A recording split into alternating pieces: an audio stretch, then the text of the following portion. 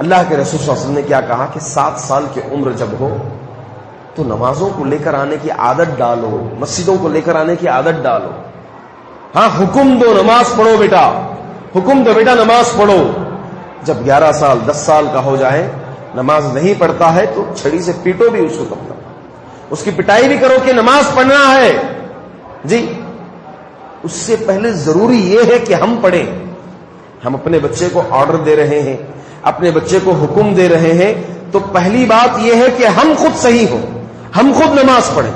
بچے کو، اولاد کو خصوصی طور پر ہمارے کہنے سے زیادہ، ہماری نصیحتوں سے زیادہ، ہمارے ایڈوائس سے زیادہ ضرورت اس بات کی ہے کہ ہم اپنا عمل بچوں کے سامنے کیسا ہو ہمارا عمل. جی 1000 نصیحتیں ہوتی ہیں، بچے کو نصیحتیں ذہن میں نہیں اترتی ہیں. 1000 سمجھائیں بچے کو اتنا سمجھ میں نہیں آتا. بچے کو وہ سمجھ میں آتا ہے کہ ہمارے ابا کیا کر رہے ہیں. جی بچے کو بولے بیٹا نماز پڑھو، خود اذان ہو رہی ہے، ابا گھر پہ بیٹھے ہوئے ہیں. بچے کو بولے بیٹا موبائل میں نہیں دیکھنا ہے، خود ابا دیکھ رہے ہیں موبائل. بچے کو بولے کہ ٹی وی نہیں دیکھنا، جاؤ جا کے سو جاؤ، خود ابا ٹی وی دیکھ رہے ہیں. بچے کو بولے کہ بیٹا جھوٹ نہیں بولنا، گھر پہ بیٹھ کر کے فون میں بات کر رہے ہیں کہ میں باہر ہوں، کہیں اور بزنس میں ہوں، گھر پہ ہی بیٹھے ہوئے. بچے کو بول رہے کہ بیٹا ایسی غلط حرکتیں نہیں کرنا، خود باپ بچے کے سامنے سگریٹ پی رہا ہے. بچے پہ کیا اثر پڑے گا؟ بچہ گھر پہ، باپ آتا ہے گھر پہ شراب پی کر کے گھر میں داخل ہوتا ہے، بچے پہ کیا اثر پڑے گا؟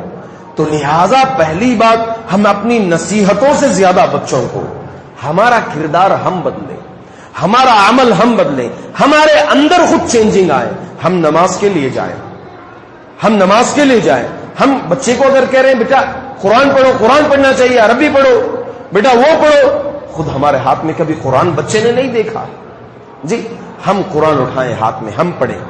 بچہ دیکھے گا کہ قرآن پڑھ رہے ہیں ابا، وہ بھی ایک چھوٹی کتاب اٹھائے گا، وہ بھی کھولتے بیٹھ جائے گا. اس کو اذان کا وقت آیا ہے، باپ برابر نماز کے لیے نکلتا ہے.